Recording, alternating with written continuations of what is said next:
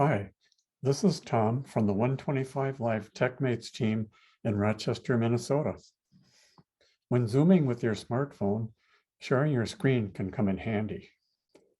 You could show everyone how to use a certain feature on your phone, show pictures from a recent vacation, demonstrate how to use a cool new application you discovered, or anything else. Let's take a look. To avoid problems, make sure that you have the current version of Android and Zoom on your smartphone. Before joining a meeting, to avoid interruptions, you might want to turn on Do Not Disturb. While I'm using a Moto G6 to make this presentation, keep in mind that there are many versions of Android smartphones out there. So some of your screens might look a little different than my Moto G6 screens, but the process should be similar. If you have a link to the meeting, you can skip the meeting ID and passcode entry steps. By tapping on the link, the meeting ID and passcodes will be automatically handled for you, and you will be directed to the host will let you in soon screen. Otherwise, open Zoom by tapping on the blue Zoom camera icon. In this demo, I won't be signing in. The process will be similar if logged in. So tap on Join Meeting. Enter the meeting ID. If you don't see a keyboard, tap on the meeting ID field. You can enter a personal link name. I entered Tom's Android, then tap on Join. Enter the meeting passcode, then tap on OK.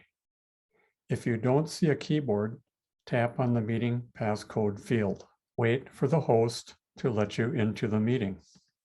After the host lets you into the meeting, your iPhone screen will look similar to this.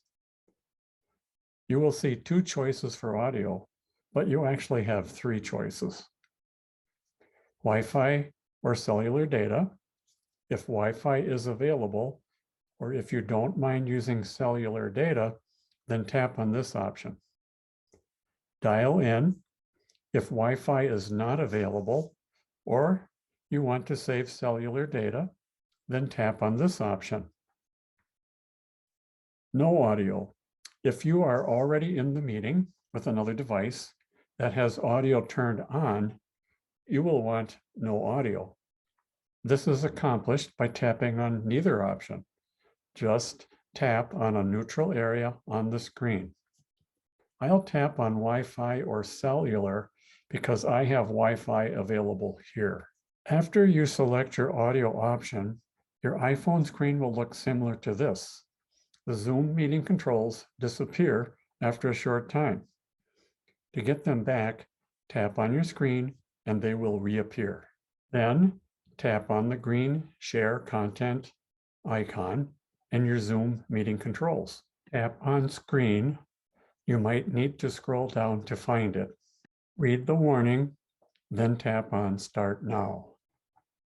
Everyone can now see your smartphone screen.